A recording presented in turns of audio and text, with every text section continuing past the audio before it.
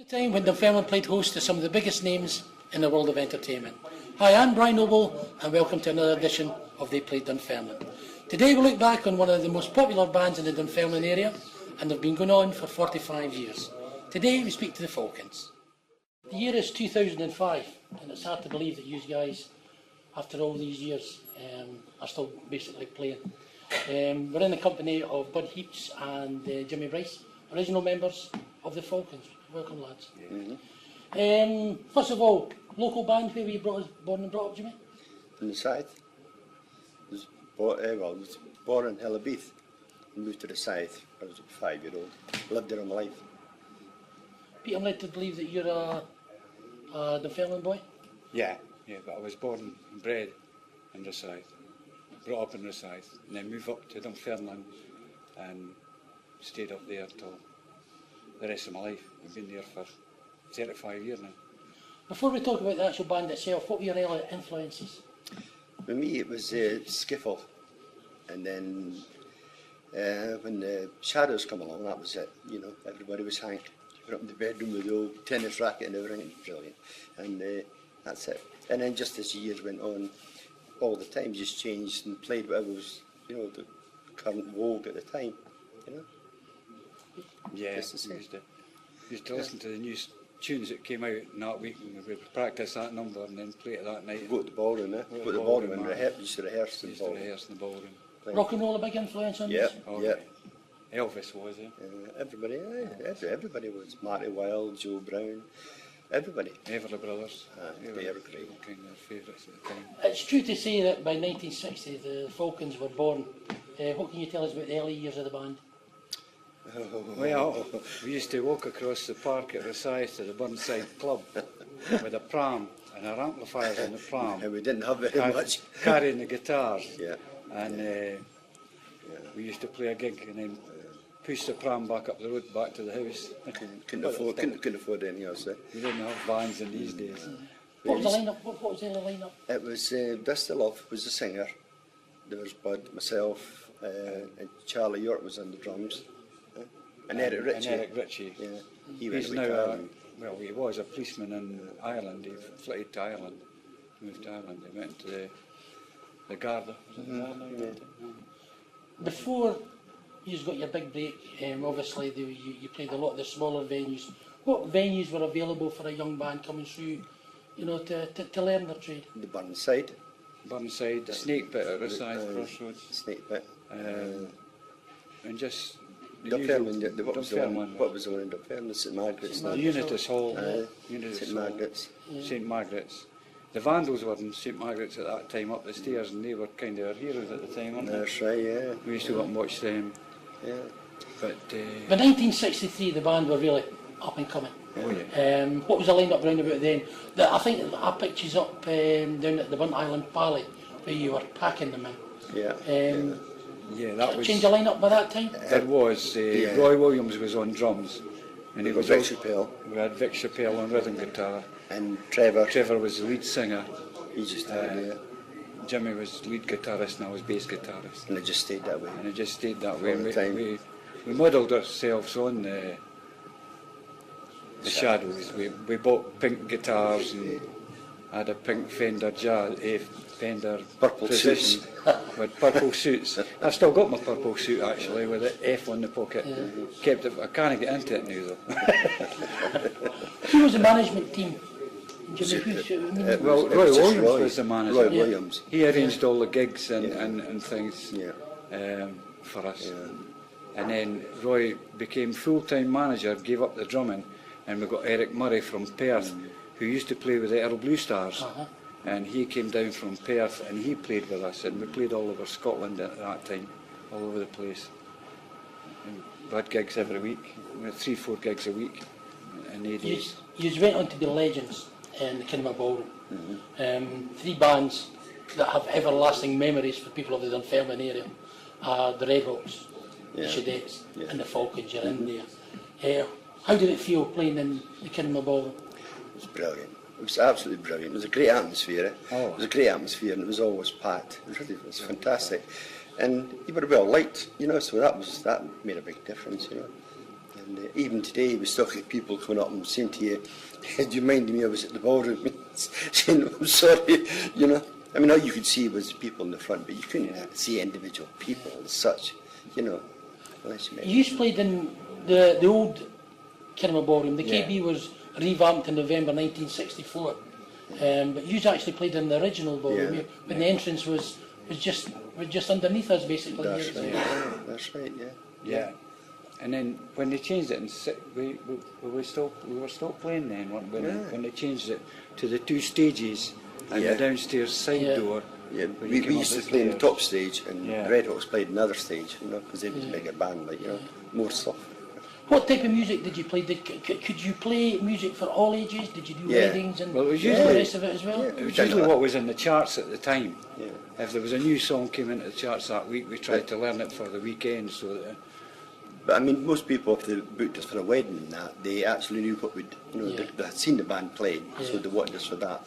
But I mean, if we went along to a wedding and that, we'd try and learn things to please them, or take a record player and play records, you know, for the Scottish stuff. As bands do, they don't last forever. Jimmy, you went on to play in a few bands. I mean, Yeah. I remember you Yeah. really Yeah. cooking in the clubs and pubs of the Yeah. Dunfermline area. Yeah. Can you name a few of the bands that you were with? Copperfield was one of them. Yeah. I'm trying to mind the other one. But they were all successful as well, really. Clubland in the early 70s kind of took over from the likes of the Kinema Ballroom and that. But by that time, you guys were keen to do that, weren't they? I'm just, Well, you had to go to all the clubs.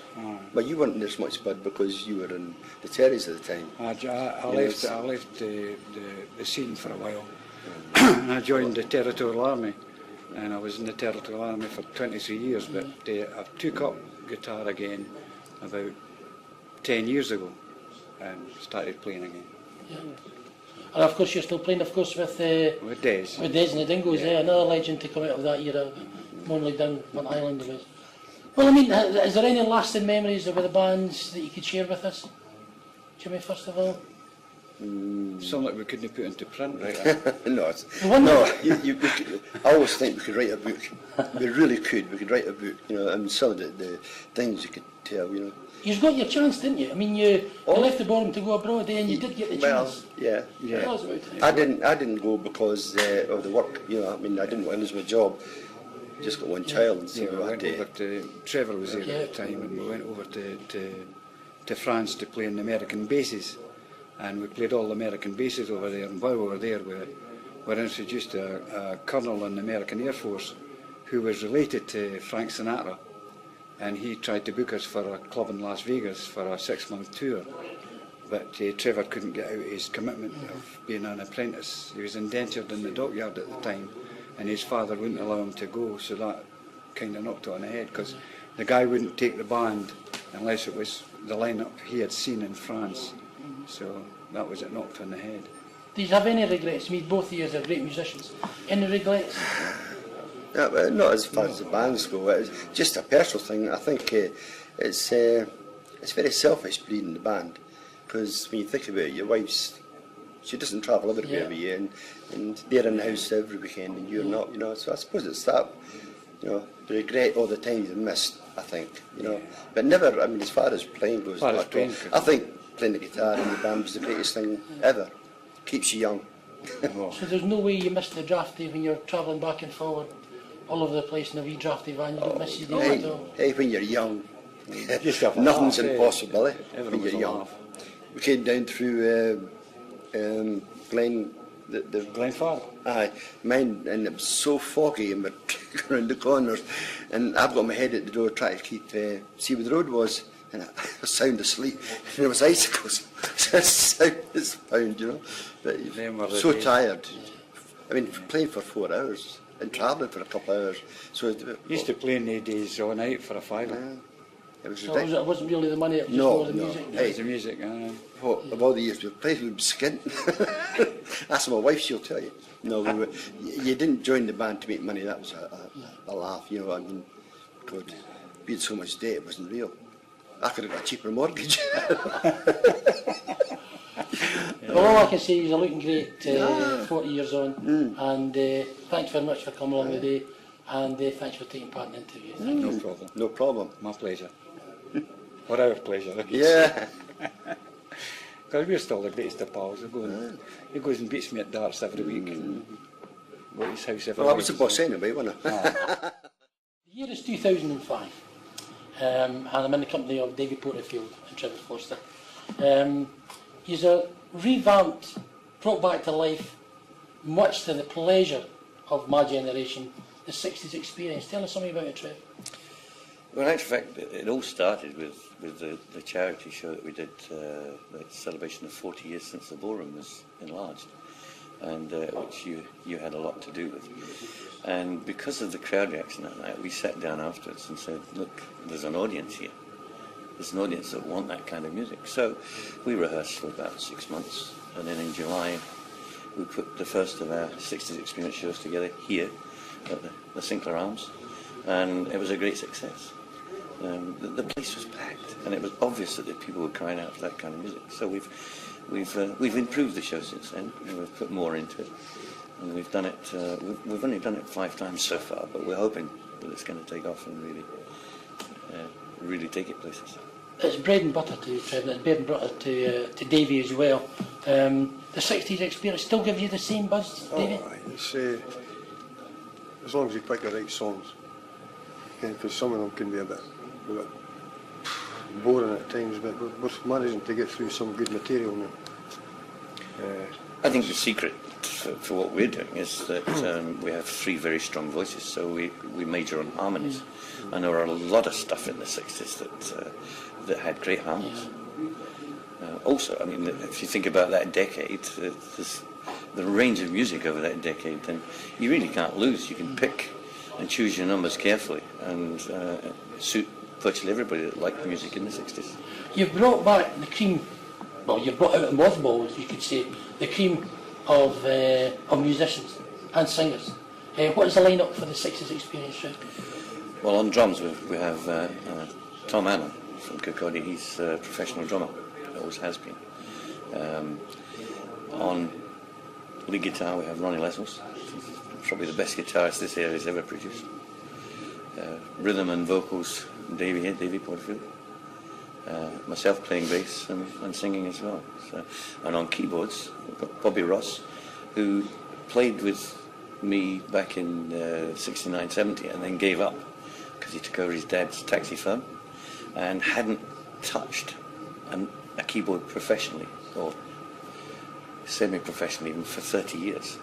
And we managed, when he gave his taxi firm up, we managed to persuade him to come and do some recording sessions with us when we were looking at the 60s stuff. And he enjoyed it so much, he's now in the band and very much a major part of the band. The Falcons nowadays, as compared to the early Falcons, you guys can actually play anything, you're not just the 60s material, but I mean, some of the stuff that you play, you can actually put you into really any kind of venue. Am I right in saying that? Yeah, I think the beauty about what we're doing is that we can do this 60s show, but we can do other music that we love. We love doing rock covers, so we play any venue that we can go to with all these wonderful rock numbers, which I have to say basically suited Davy's voice more than mine, but the band is very, very good at it. Yeah. Davy, you played a lot of bands in the 60s. 2 that come to mind are the Nameless Ones and of course the legendary Argus. Tell us something about the bands. The Nameless Ones, we played in the ballroom in 1964. I had to get my shift changed at the pit. I was a Sparky, I'm an apprentice electrician at the pit. I had to get my shift changed to do the gig. But eventually I got thrown out of the band because I wouldn't grow my hair long. They wanted to become this rhythm and blues sort of